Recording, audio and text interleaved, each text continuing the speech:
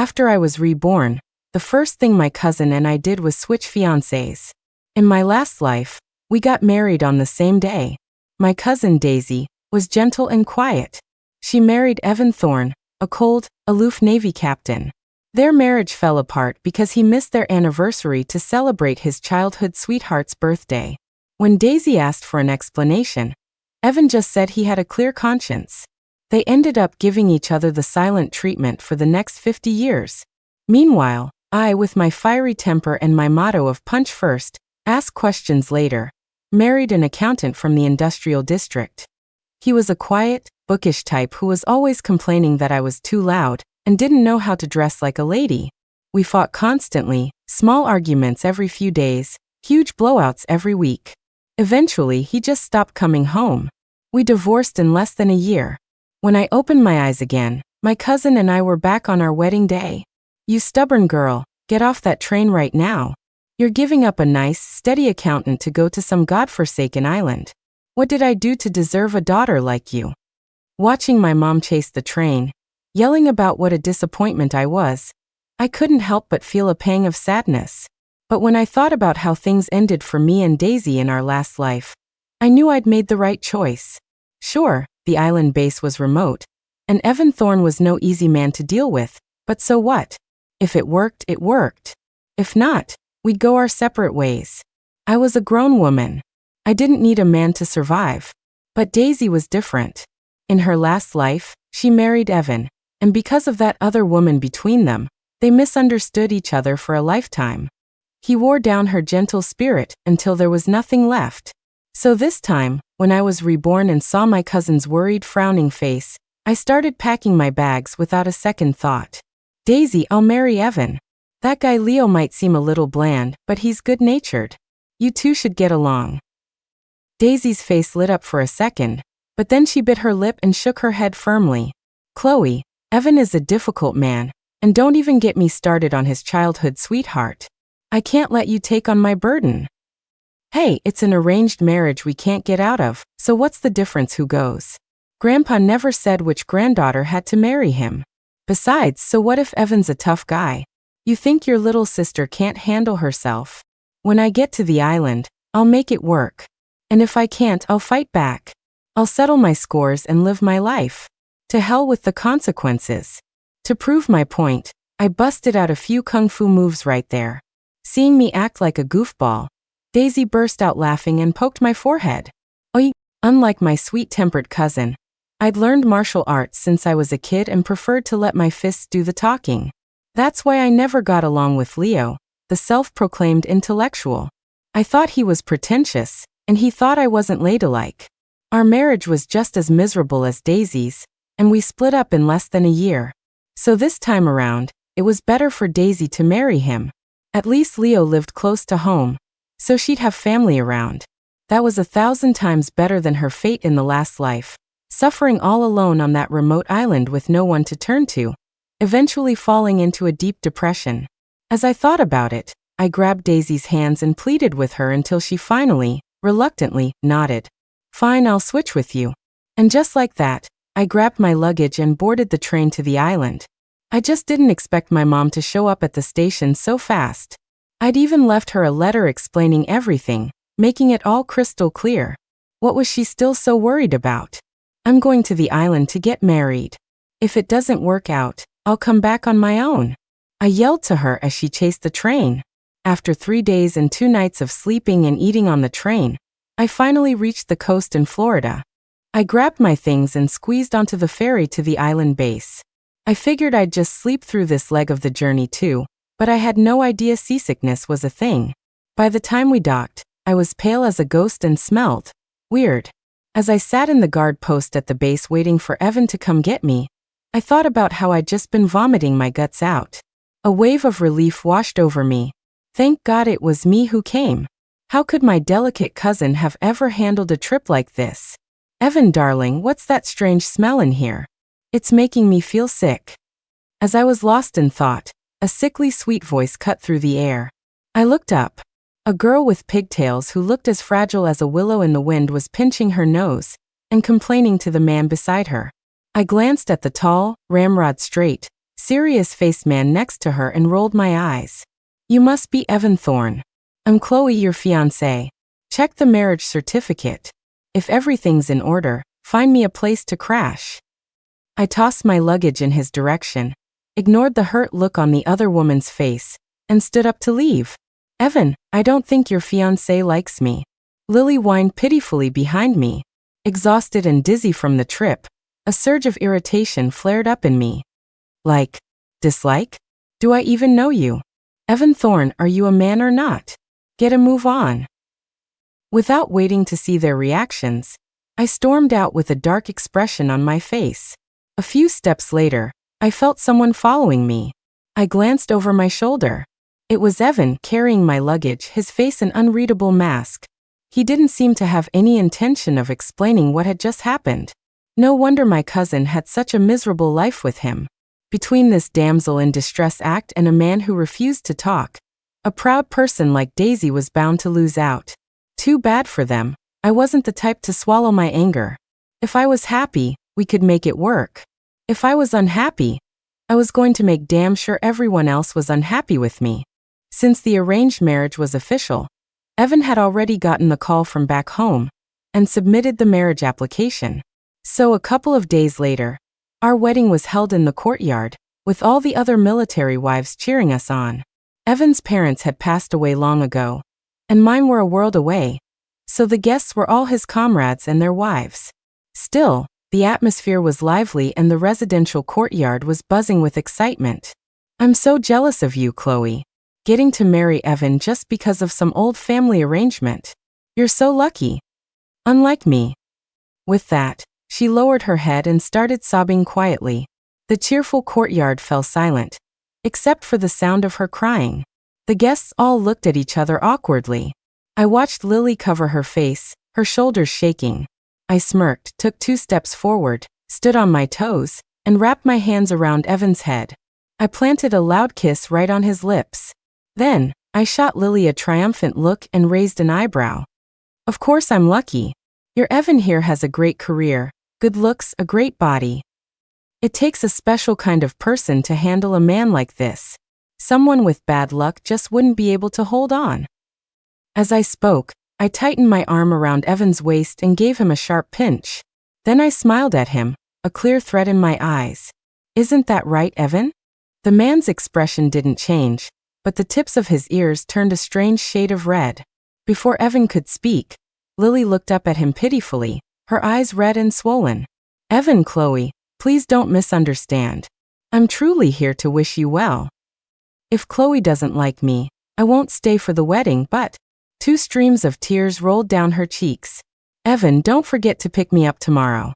We've spent that day together for years. Evan nodded. I'll have everything ready. Don't worry, I'll pick you up. Hearing that, the arm I had around Evan's waist shifted, and I flipped him right over my shoulder. The courtyard fell dead silent. Everyone stared at me in disbelief. Are you kidding me? Trying to put me in my place at my own wedding? And this special anniversary? In my last life, they spent that day together while my cousin waited at home, and he never even bothered to explain. That one day turned their marriage into a 50-year Cold War. Well, I'm not my cousin. She could put up with it, but I wouldn't. Not for a second. He wants to go celebrate his special day? If he dares to go, I dare to fight him. Then I'll pack my bags and get off this godforsaken island. Did he really think a girl from my family was desperate to get married? If it weren't for our elders insisting on honoring their promise, I'd be living my best life right now. Evan, are you okay? Chloe, how could you do that? He's a grown man and you just… Lily's pale face was flushed with anger, and her eyes were full of concern for Evan. But Evan quickly got to his feet, gave me a long, meaningful look, then cleared his throat. I'm fine. He walked over as if nothing had happened and took my hand. You'll come with me tomorrow. I shot him a surprised look. Lily was even more shocked. Evan, how could you? I'm never speaking to you again. She covered her face and ran off crying. Just then, I felt a warm breath by my ear. Let's just get through the wedding. I'll explain everything later. Be good. With the troublemaker gone and me in a daze, the guests were too intimidated to cause a scene. The rest of the wedding went by in a blur. A little while later, sitting in our new bedroom, I slammed my fist on the bed. What was Evan's game? Was he trying to use his good looks to charm me? It's not going to work. The door clicked open. As Evan walked in, I quickly put on a scowl and huffed. Let me be clear. I can't stand men who don't know how to draw a line. If you're going to have a little sister today and the one that got away tomorrow, then we might as well call it quits right now. Don't stop me from going home and finding someone else. Evan frowned. Our grandfathers arranged this. I married you, and I will be responsible for you. I scoffed at that. Evan Thorne, what century are you living in? I'm telling you, either we make this work, or we get a divorce. When they arranged this marriage, they never said I had to be your wife for life. You. Evan seemed exasperated. He paced back and forth in the room. Finally, he sighed, sat on the edge of the bed, and tried to take my hand. Chloe, there was never anything between me and Lily, and there never will be. I genuinely want to build a life with you. He grabbed my hand, ignoring my struggle to pull away. I'm not good with words. If you're unhappy about something, just tell me directly. I'll change whatever I can. Under the soft light of the bedroom, his expression was utterly serious. Looking at him, I felt my face flush. I nodded and tried to sound casual. Fine. I don't have the best temper either, so you'll have to accept that. I saw a flicker of a smile in his eyes, which only annoyed me more. I leaned in, wrapped my arms around his neck, and kissed him. Soon our breathing grew heavy. Evan Thorne was an elite soldier, after all. In no time he took control. His hand rested on the buttons of my shirt. His eyes locked on mine as he asked in a husky voice, "Is this okay, wife?"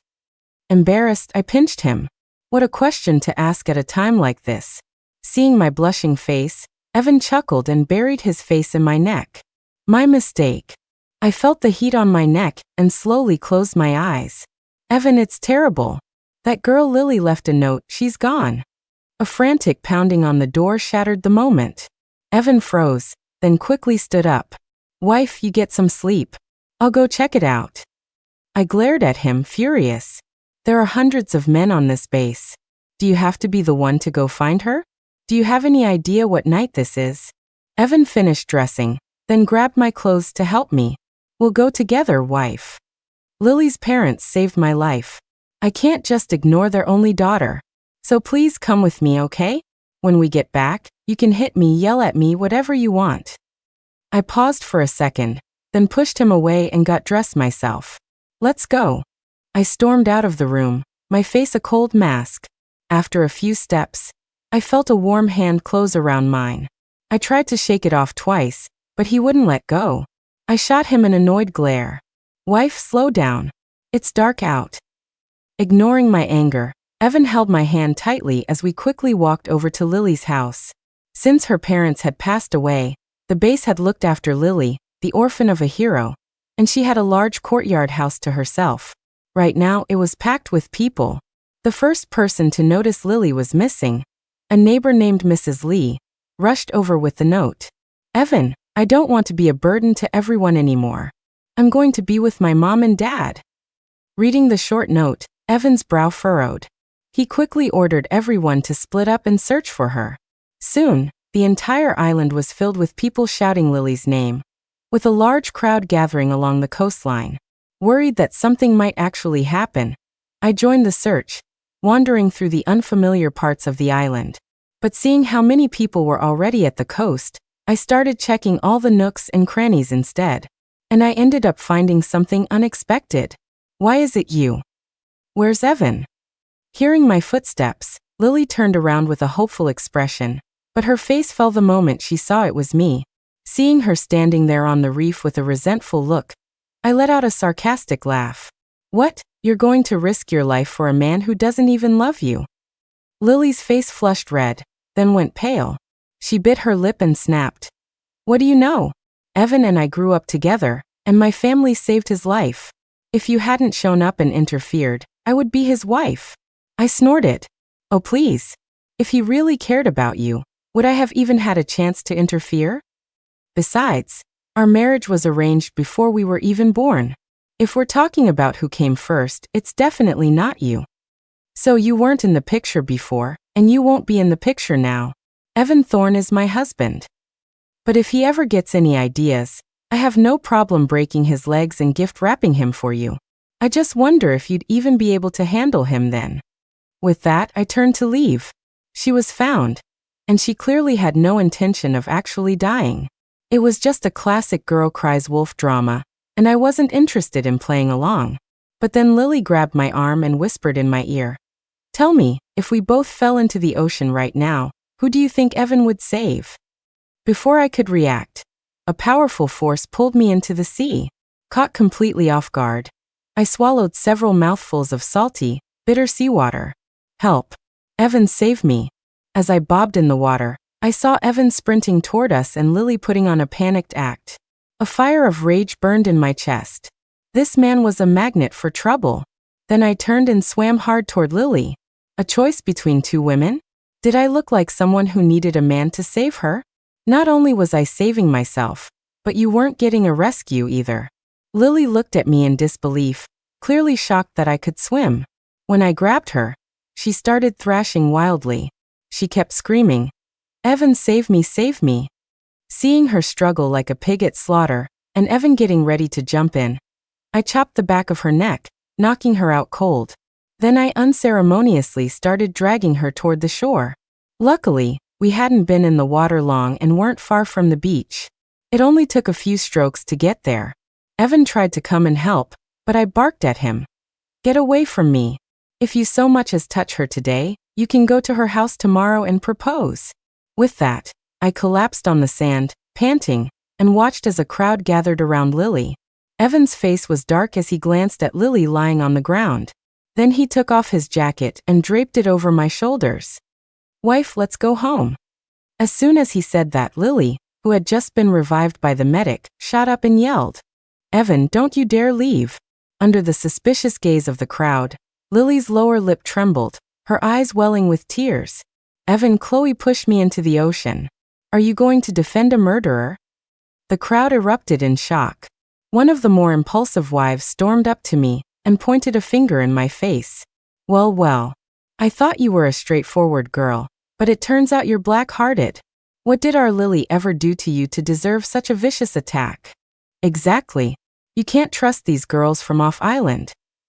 The accusations flew from all sides. I clenched my fists and stared at the crowd, then at Lily, who had a flicker of triumph in her eyes. Rage clouded my judgment. All I could think about was marching over there and giving Lily a piece of my mind. But Evan grabbed my arm, holding me back.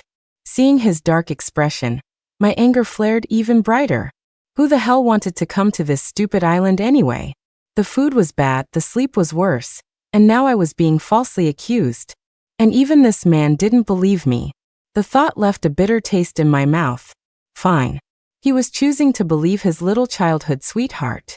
I'd just beat everyone up and then go file for divorce. Chloe wouldn't do something like that. I trust her.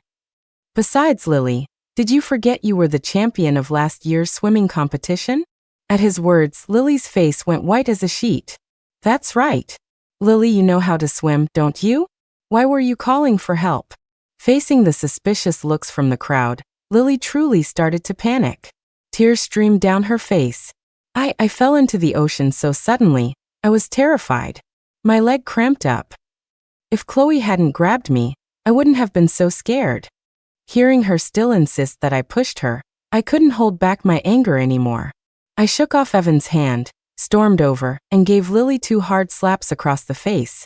Instantly, her cheeks began to swell. "You hit me.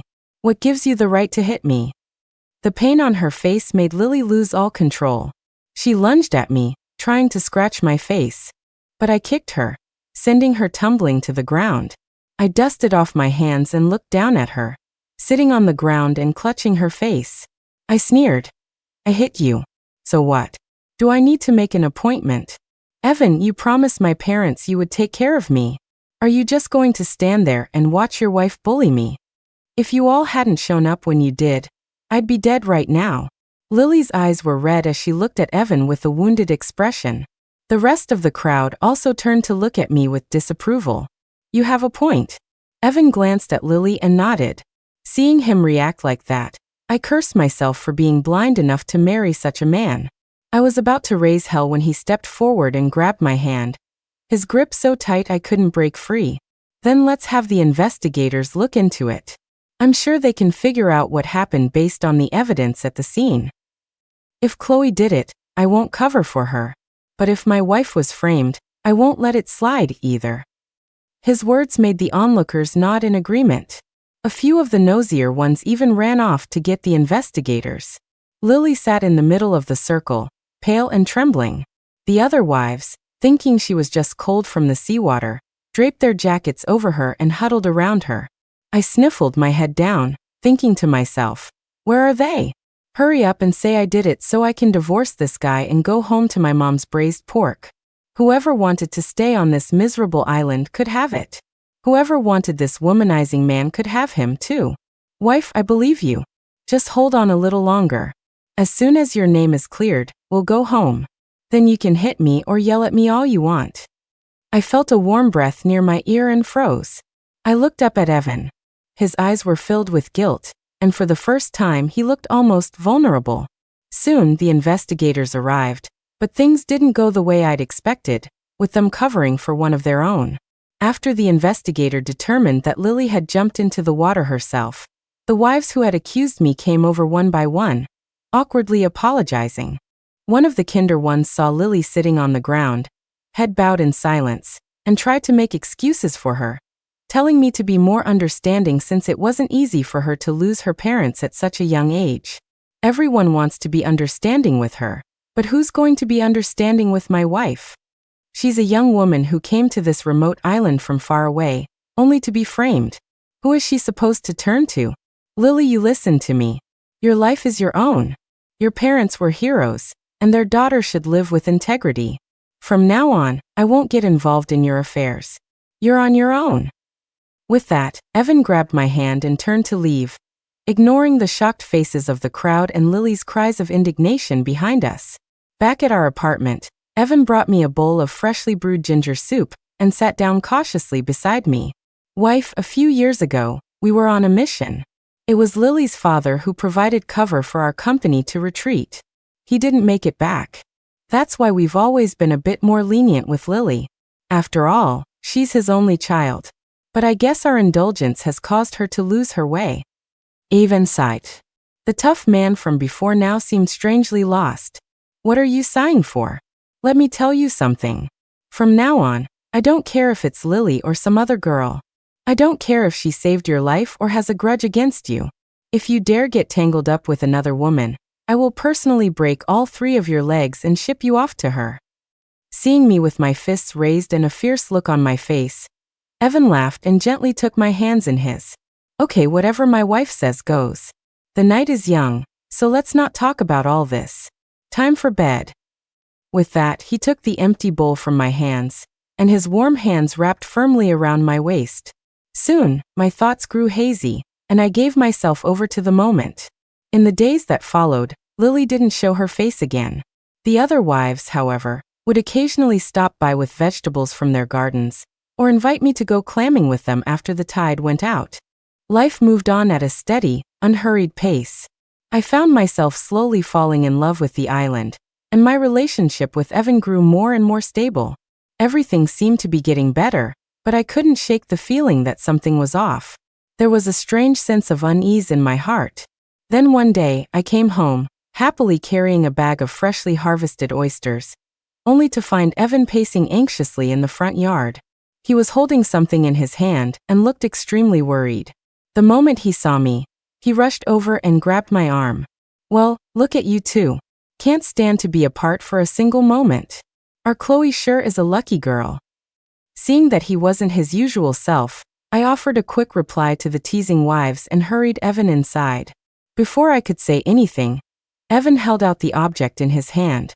Wife, did we forget to call home after we got married? I think this is a letter from your parents. My hand slipped, and the oysters I'd been craving fell to the floor. I couldn't have cared less. I knew my fate was probably worse than that of those oysters. With trembling hands, I opened the letter.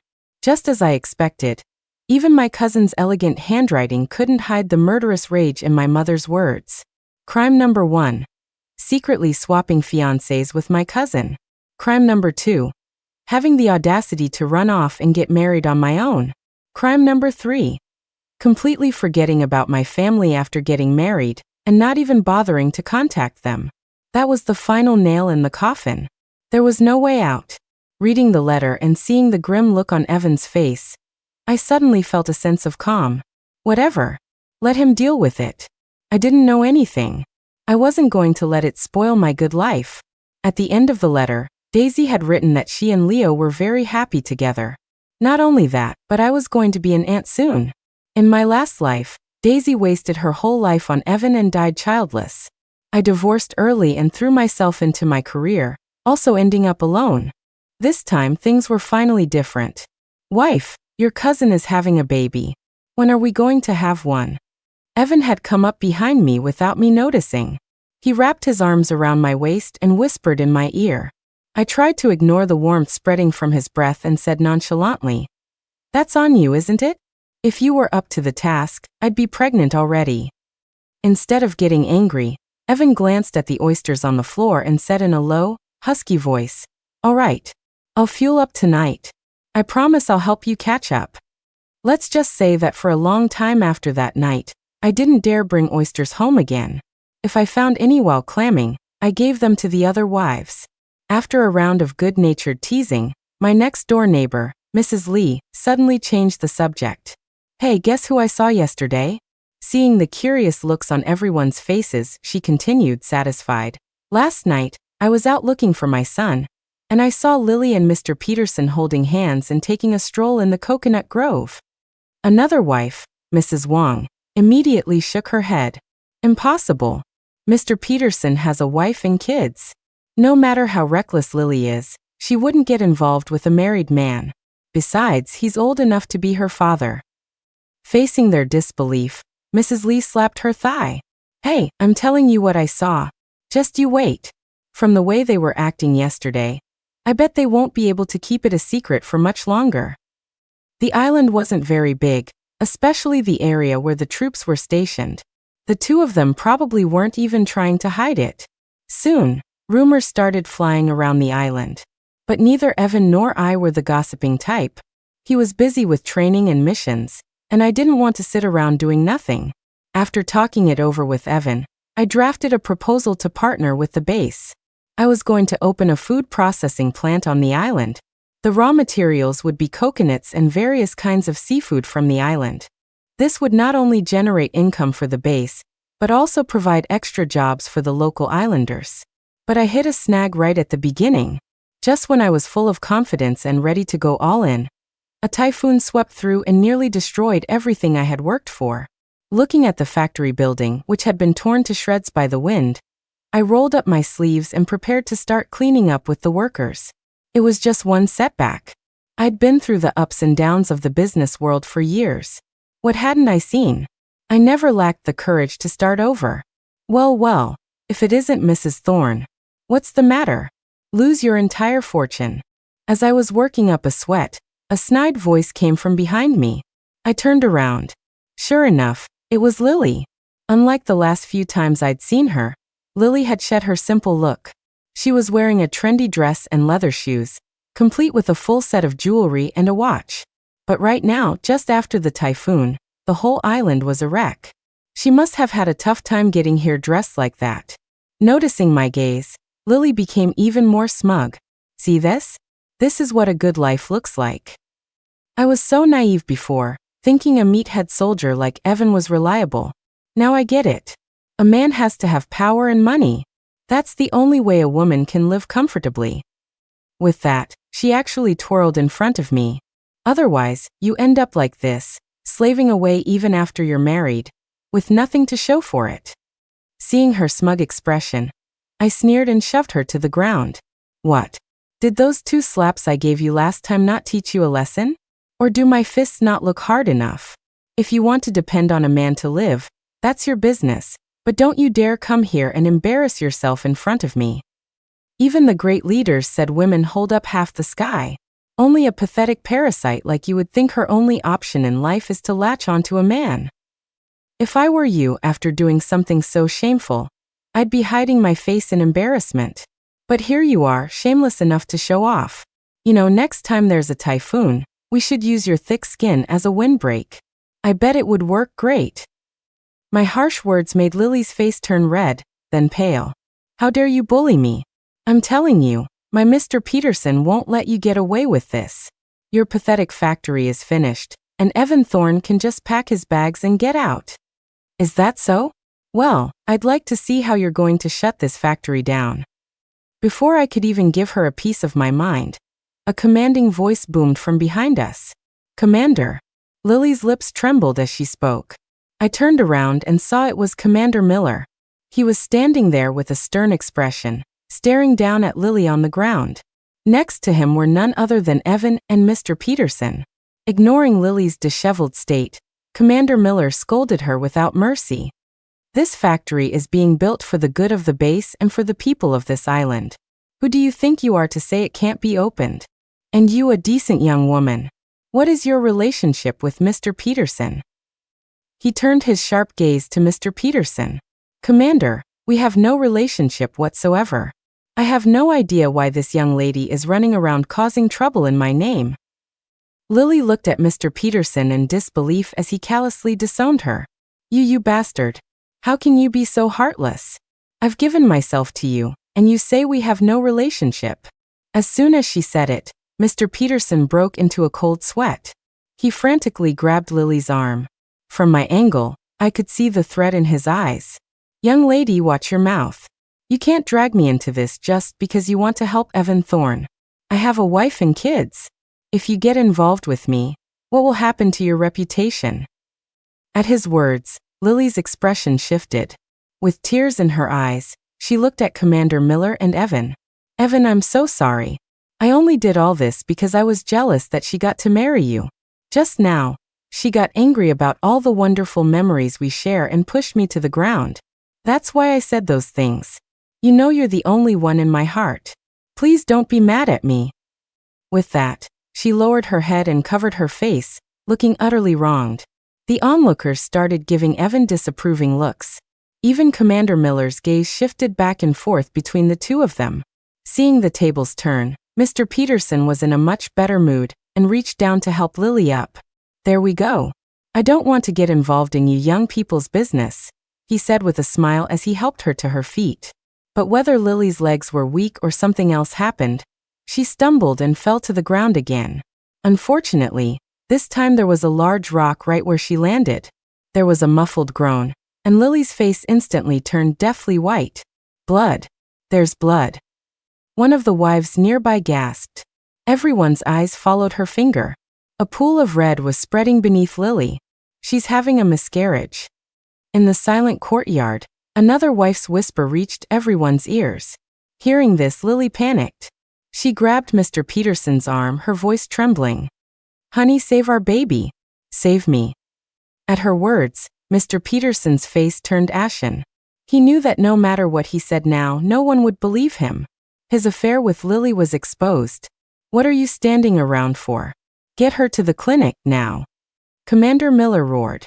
Gritting his teeth, Mr. Peterson picked up the weeping Lily and ran toward the clinic. Later, we heard that the baby couldn't be saved. Lily caused a huge scene at the clinic.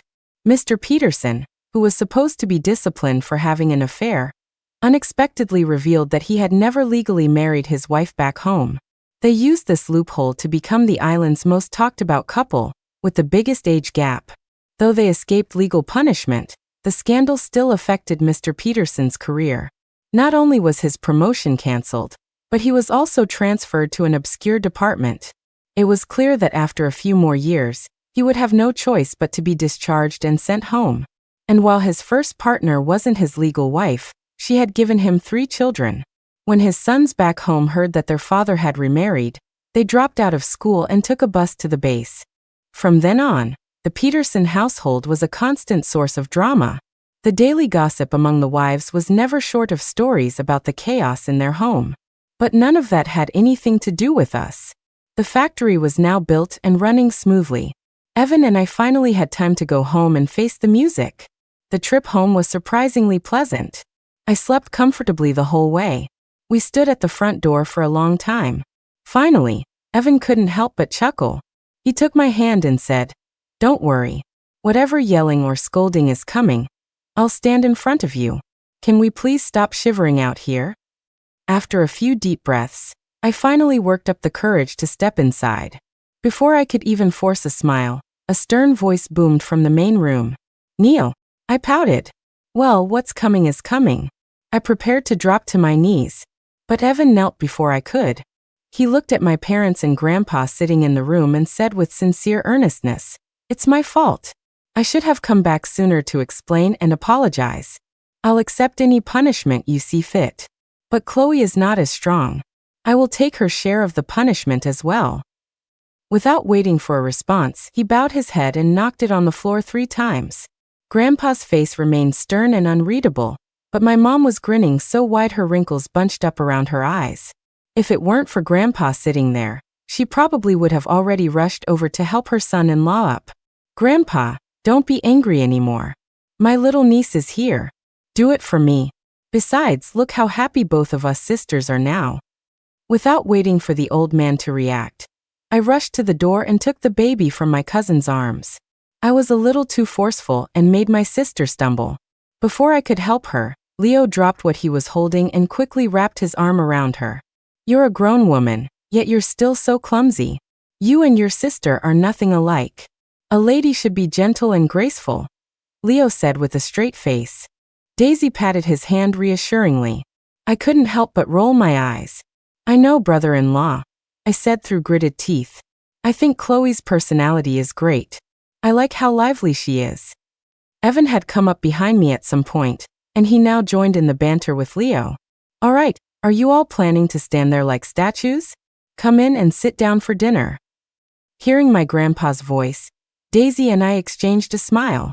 His bark was worse than his bite. We were in the clear. At the dinner table, Leo held the baby in one arm and kept putting food on Daisy's plate with the other. "This is your favorite. Eat more. Your mom is such a good cook. I have to come and learn from her next time I'm off. It's rare to see you with such a good appetite." Watching Leo fuss over Daisy, my eyes widened in disbelief. Was this the same man who believed a gentleman's place was not in the kitchen? In my last life, we fought about that constantly. And now for Daisy he was volunteering? "Wife, I've already learned how to cook all your favorite dishes. So could you please stop staring at other men?" Ahem. Hearing the jealous undertone in Evan's voice, I coughed awkwardly. He was right. My life was pretty great too. It looked like the fates got it right this time. We both ended up with the right person. After dinner, seeing Leo sticking to Daisy like glue, I couldn't resist shooing him away. After some effort, I finally got a moment alone with my sister. "Daisy, do you want to come to the island with me?" She looked at me confused. "Look, we both know the old commune system is about to end, which means Leo will probably be laid off.